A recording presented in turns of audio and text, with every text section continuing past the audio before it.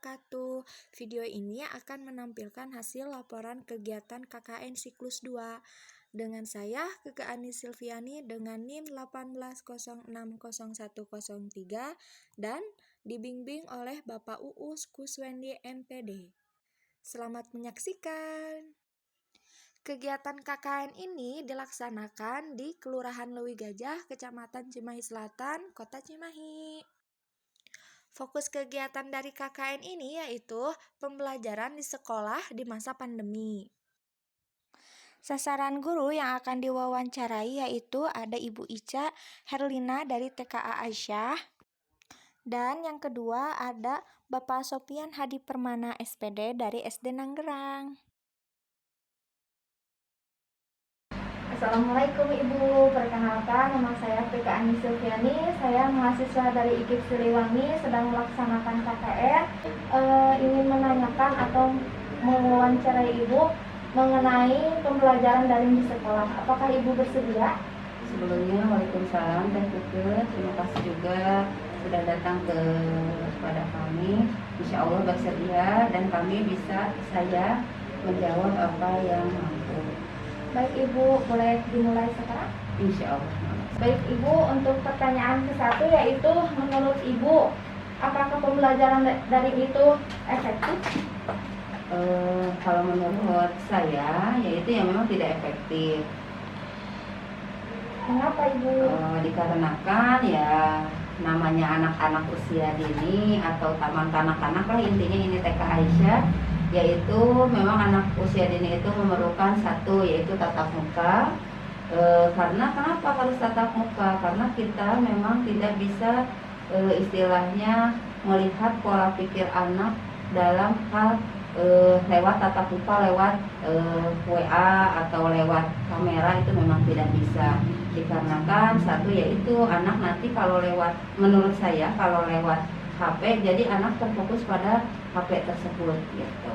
Baik, untuk pertanyaan selanjutnya yaitu metode apa saja yang biasanya Ibu gunakan dalam pembelajaran daring? Biasanya kami menggunakan pendekatan itu terhadap anak itu yaitu dengan orang tuanya, dengan cara seperti misalkan orang tua mempunyai bahan-bahan nih di rumah yang ada, seperti misalkan kalau di dapur ada bumbu dapur. Apabila misalkan ada lagi orang tua mempunyai perabot, dikarenakan memang kalau anak-anak TK kan memang harus secara langsung dipraktekkan. Iya, baik Ibu. Pertanyaan selanjutnya yaitu media pembelajaran apa saja yang bisa membuat pembelajaran lebih efektif? Yang medianya yaitu kami memang punyanya WA aja sih Teh, tidak ada yang lain, karena kalau pakai Zoom kan rata-rata berbayar. Kasihan juga kepada orang tua, yaitu diantaranya membebani mereka begitu, dikarenakan memang kuota dari pemerintah juga tidak bisa secara langsung harus diberikan, karena memang ada waktu-waktu tertentu untuk memberikan kuota kepada orang tua begitu. Pertanyaan selanjutnya yaitu apa saja tantangan sekolah dalam mendukung suksesnya pembelajaran daring? Untuk pembelajaran daring ya intinya kita sebagai pihak sekolah harus punya media, yaitu medianya itu WiFi gitu. Dikarenakan kalau kita mengandalkan guru tidak dengan kuota itu tidak akan efektif dan kadang-kadang sinyal juga kurang gitu. Jadi memang kita harus punya WiFi gitu. Baik, pertanyaan selanjutnya yaitu menurut Ibu apa saja manfaat yang didapatkan oleh siswa dalam pembelajaran daring? Itu ada dua manfaat, manfaat positif dan manfaat negatif. Kalau manfaat positifnya dengan daring itu anak beserta orang tua bisa ada pendekatan secara intens. Intinya dengan keluarga inti itu dengan ayah bundanya bisa dekat secara langsung. Tetapi kalau dari segi negatifnya, apabila ada orang tua dan ayah bundanya yang bekerja, jadi kadang-kadang anak itu dengan neneknya, ada juga dengan pengasuhnya. Jadi intinya anak kadang-kadang suka terfokus pada HP dengan permainan, itu negatif. Iya, baik Ibu. Pertanyaan selanjutnya yaitu apakah kegiatan belajar daring mampu meningkatkan produktivitas belajar siswa? Tidak, dikarenakan kenapa tidak produktif itu? Dikarenakan satu, susah untuk dimengerti dan untuk dipahami oleh anak. Selanjutnya yaitu Apakah pembelajaran daring sama bagusnya dengan pembelajaran tatap muka? Oh, tidak, sangat berbeda sekali, 180 derajat sangat berbeda. Baik Ibu, bagaimana cara menumbuhkan perhatian belajar siswa selama pembelajaran daring berlangsung? Selama pembelajaran daring ya kita harus ajarkan fokus dulu sih terhadap anak apa yang akan disampaikan. Intinya kita secara pendekatan kepada anak, ketika anak belum fokus kita memang harus lihat dulu muka bertatap wajah, meskipun di dalam media telepon atau WA, kita memang harus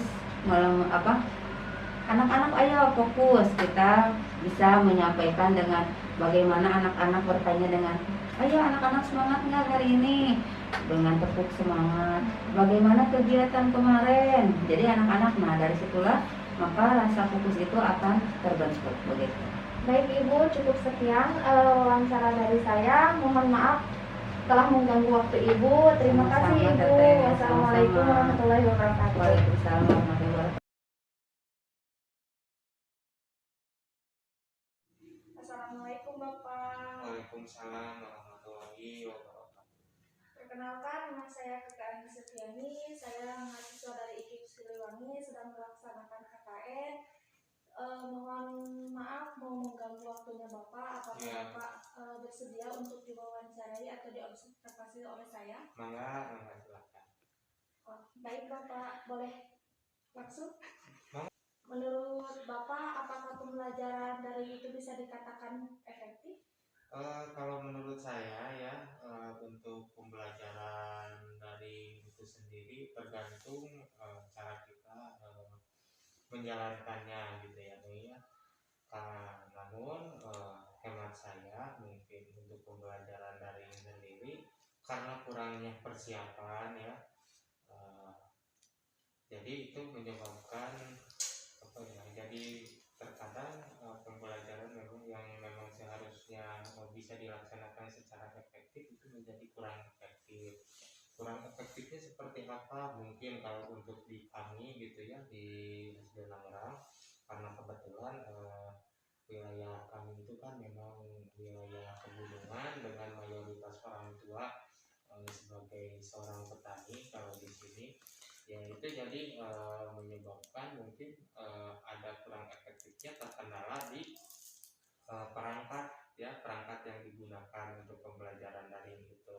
Misalnya kan kalau peserta didik itu harus, kalau untuk pembelajaran daring minimal harus mempunyai perangkat berupa handphone kan ya. Nah, di saya itu peserta didik itu kan tidak semua mempunyai handphone gitu. Jadi dari sekian banyak peserta didik mungkin yang saya ajak hanya beberapa peserta didik saja yang mempunyai handphone. Namun hal tersebut mungkin kendala tersebut ditanggulangi dengan mengelompokkan peserta didik gitu. Nanti disatukan peserta didik yang tidak mempunyai handphone dengan yang mempunyai handphone gitu. Nanti peserta didik itu ikut ya ke yang punya handphone, yang rumahnya memang jarak rumahnya berdekatan gitu. Nah, dengan demikian kan pembelajaran daring itu bisa dilaksanakan semaksimal mungkin lah, diusahakan supaya maksimal. Baik Bapak, pertanyaan selanjutnya, metode apa yang biasanya Bapak gunakan dalam pembelajaran daring? Kalau untuk metode sendiri ya, kalau saya pribadi gitu, biasanya saya memberikan metode karena mungkin kalau untuk sekarang gitu ya, untuk sekarang itu kan sedang PPKM gitu. Jadi saya hanya mempergunakan metode dalam jaringan saja gitu, karena mungkin untuk pertemuan pun kan untuk sekarang itu mungkin tidak boleh ya. Jadi saya mencari solusi dengan melaksanakan kegiatan pembelajaran daring gitu. Namun kalau sebelum diberlakukan PPKM itu saya biasanya menggunakan selain daring itu ada luring juga gitu. Kemudian ada pembelajaran home visit gitu, mengunjungi rumah-rumah peserta didik gitu ya. Namun dikelompokkan lah gitu. Tatap mukanya itu terbatas gitu. Kalau untuk saya pribadi itu seperti itu. Selanjutnya, media pembelajaran apa saja yang biasa Bapak gunakan dalam pembelajaran daring? Kalau untuk media pembelajaran mungkin ya, untuk di pembelajaran daring sendiri saya biasa menggunakan media eh, apa itu namanya, video ya, video pembelajaran. Jadi kan dengan video pembelajaran itu saya membuat pembahasan materi-materi yang memang akan dibahas dan disampaikan kepada peserta didik seperti itu. Misal untuk pembelajaran matematika khususnya ya, karena pembelajaran matematika ini sebenarnya menurut saya pribadi itu kan harus disampaikan secara langsung. Namun karena memang berkaitan dengan kondisi, jadi saya membuat video pembelajaran yang memang isinya itu saya memberikan pembahasan kepada peserta didik mengenai materi-materi yang akan saya sampaikan gitu.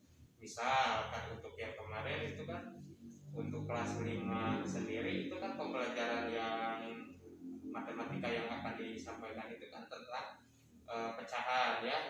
Saya bahas dulu itu pecahan itu seperti apa, yang mana pembilang, yang mana penyebut, kemudian cara menyamakan apa namanya, penyebut seperti itu divideokan dan disampaikan kepada peserta didik. Namun mungkin untuk video pembelajaran sendiri kan itu tidak boleh terlalu besar ya, karena nanti kalau terlalu besar juga sulit untuk di-download, karena kan perangkat peserta didik tidak semuanya mumpuni seperti itu. Jadi saya tanggulangi dengan si video tersebut diperkecil ukurannya, dikompres seperti itu. Pertanyaan selanjutnya, apa saja tantangan sekolah dalam mendukung suksesnya pembelajaran daring?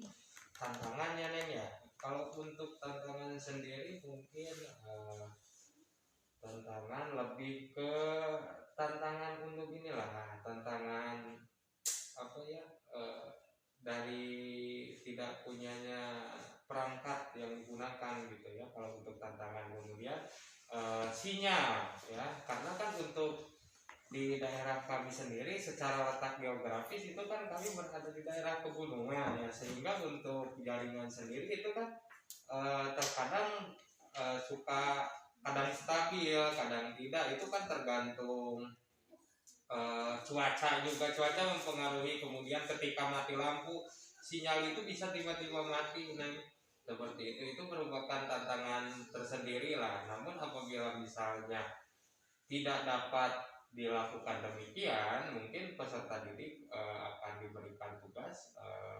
Nanti peserta didik datang ke rumah mengambil tugas, ataupun datang ke sekolah lah ya, datang ke sekolah itu nanti mengambil tugas ya, tugasnya masing-masing seperti itu. Baik. Menurut Bapak, apa saja manfaat yang didapat oleh siswa dalam pembelajaran daring?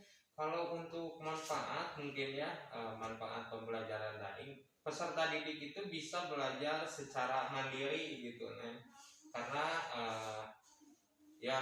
saya juga cukup mengapresiasi kepada peserta didik gitu, karena bahwa saja peserta didik meskipun tidak diawasi secara langsung oleh saya, namun peserta didik itu mampu mengerjakan secara mandiri. Tentunya hal tersebut kan berdasarkan adanya dukungan dari orang tua seperti itu ya. Adanya ketika pembelajaran daring ini sangat diperlukan sekali motivasi dari orang tua ya, supaya peserta didik itu dapat belajar dengan baik ya. Itu yang pertama, itu peserta didik lebih mandiri.